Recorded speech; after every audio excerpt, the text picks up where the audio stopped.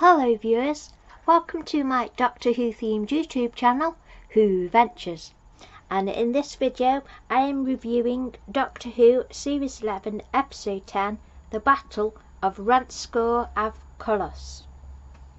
And Chris Chibnall wrote this one, because it's the finale episode.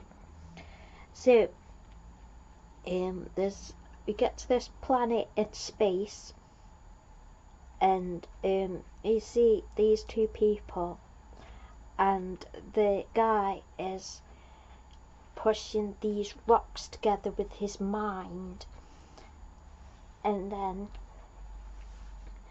as he's doing that, something starts appearing, and then there's a caption, 3,407 years later, and the Doctor and the TARDIS team are going to Ranskoor of Kolos, which means disintegrator of the soul. They have to wear neural balances because it's protection against the mind-bending waves on the planet. And there's a quick spanning shot of a desk toy, and I love that. I love the desk toy. I think it's really cool. I would like one of those. So they've landed in this spaceship, and there's some cryo chambers, but there's nobody in them.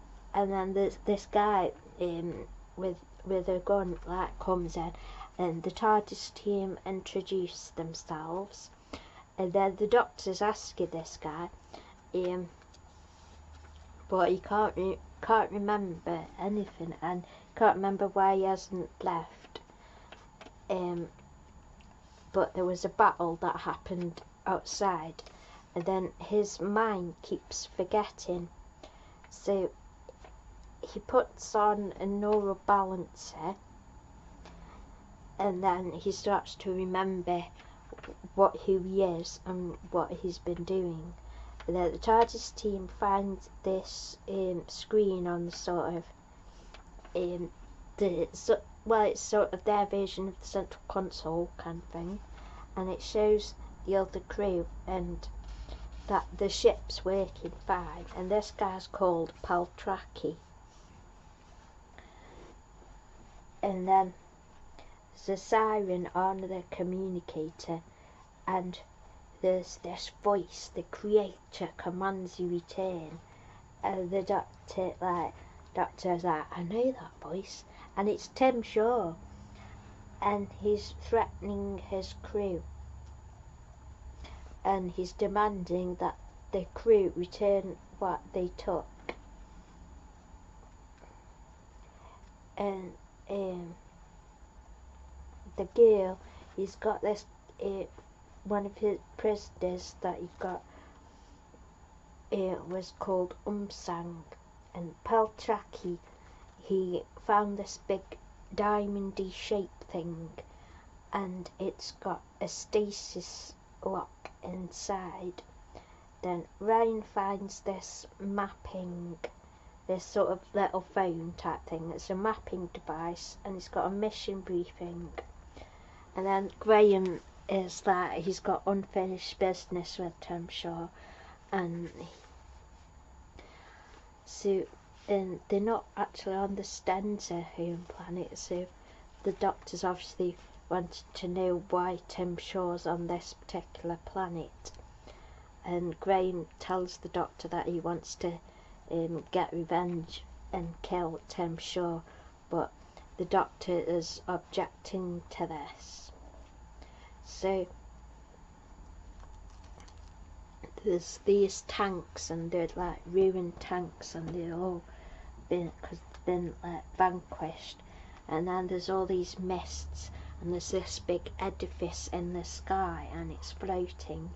So they walk through the mist, and she gives out some comm dots so they can communicate, and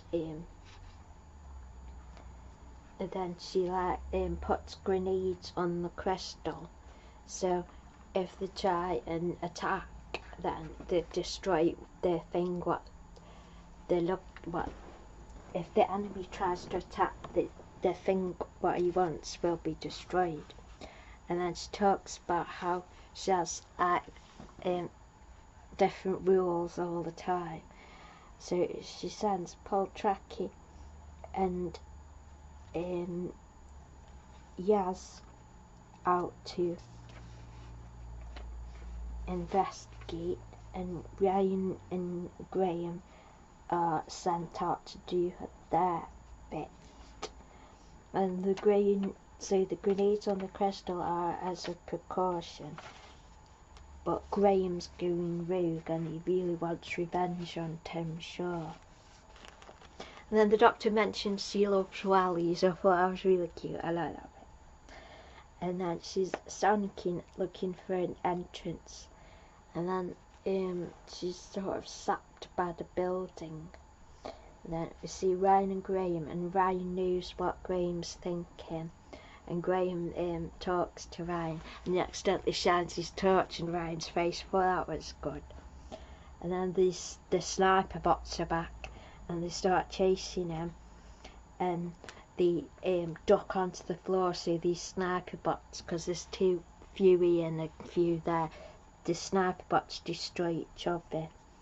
And then the Doctor is negotiating with Andinio of the Ox, and turns out they're a duo species, and there's only ever two of them, which is what made me think of Adam and Eve. So there's Andinio and Delph.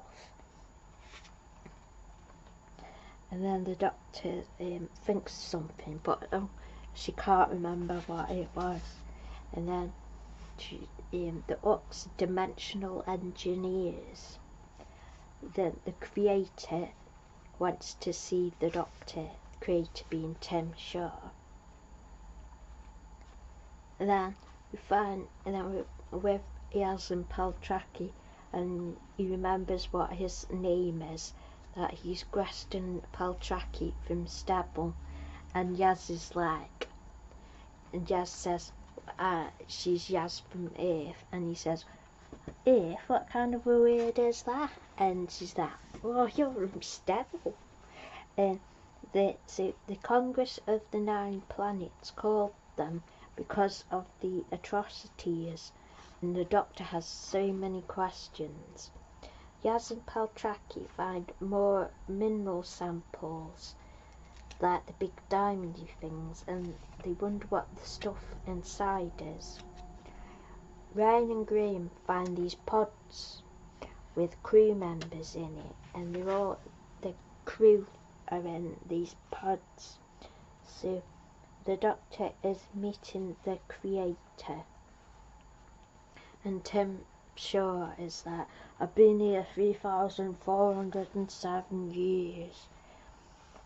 And the Doctor, when the Doctor corrupted the recall device, Tim Shaw was left on Ranskoor, and he found the Ox, and he found 2 people who had such that he could manipulate them into believing he was a god, and because they had this propensity for blind belief in Tim Shaw, they just did his work, and he made them work for him to get revenge. And there's sort of Graham wants revenge on Tim Shaw. So Ryan wants to rescue the crew and stop Graham from killing Tim Shaw.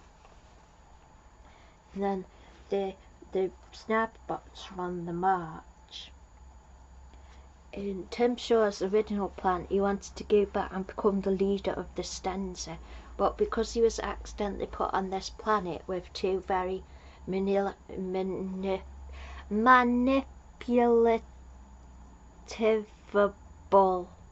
people, he calls himself a god. And Dinio is forcing Delph to use his sort of glowy eyes power, and the Stenza technology is used by the Ox. in the shrine is the weapon. So the doctor's running, and these people in stasis as trophies, and then he's got these the big diamond things. They've actually got planets. They're actually planets that he's ripped out of space-time, and he's committed planetary genocide. And the Ox have been creating a rip in space-time so he can get these planets. And the Ox are all connected up, and Yaz says disconnect the Ox. And then Tim Shaw uses them to target Earth with his weapon that he uses to get the planets. Meanwhile, Ryan is freeing the crew in the pods, and Tim Shaw notices this, and he starts unplugging himself to go and get Ryan. And Paltraki is getting the hostages and getting them back to the ship. And then the doctor tries to tell Yaz, you go do this, and Yaz says, no, I'm with you, whatever happens. I thought, oh, yay. And then Paltraki is getting his hostages back to the ship, and the Ox can affect the shape of the universe. And the doctor says disconnecting the Ox might kill them, and she doesn't want to do that. And the doctor uses her and Yaz's own neural balances on the Ox. So there's the robots chasing Graham and Ryan tells Graham, you stay behind, and as soon as you see them, set off the detonator. And Ryan goes with the hostages to get them back to the ship. And Tim Shaw, the creature, took advantage of the Ox's faith. The containers are cracking, and Graham says, yippee-ki-yay, robots. I thought that was kind of funny. And then the Ox can return the captured planets? But they need the doctor's help, and the doctor prays to the universe provide for me, and she's using her TARDIS. And then Graham meets Tim Shaw, and he's aiming his gun, and Ryan's waiting for Graham, and they start talking, and Tim Shaw's like,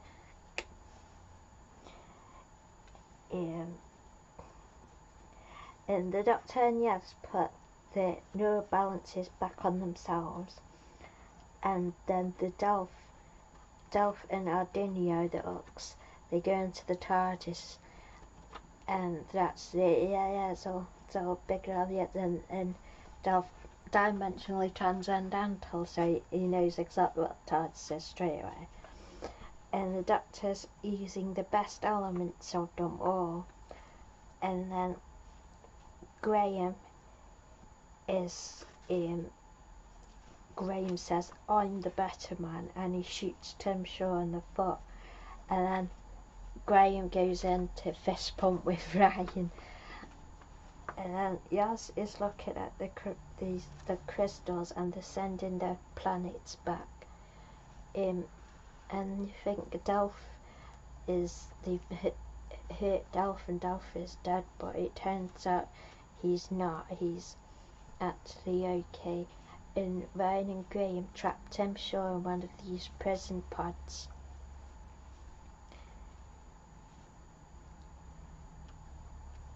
And Paltraki is to complete his mission to take back his crew. And then the Ox travelled to find another home, and the doctor's, come on fam. And Ryan says, I thought we weren't using that, and the doctor says, yeah we are. And doctor says travel to the Ox, travel, hopefully the universe will surprise you constantly. So I really enjoyed the episode but it was like slow at first, but then it sped up and you got, oh, what's happening? And I thought it was really, really good. I thought it tied up the series arc really nicely. So I'm excited to see what the New Year's special is like and what sort of plot lines we see in that. And I love her new scarf, it's amazing, and it's from Paul Smith, and I've checked his website, and it did come back into stock, but it's gone back out of stock again, so I'll probably keep checking the website to see if it's in stock again, because I went on this Paul Smith website to look for the scarf, and I was actually quite pleasantly surprised that because I thought it'd be like hundreds and hundreds of pounds, because Paul Smith's designer, but it's actually only just it's only about around 100, so that's not as much as I thought. So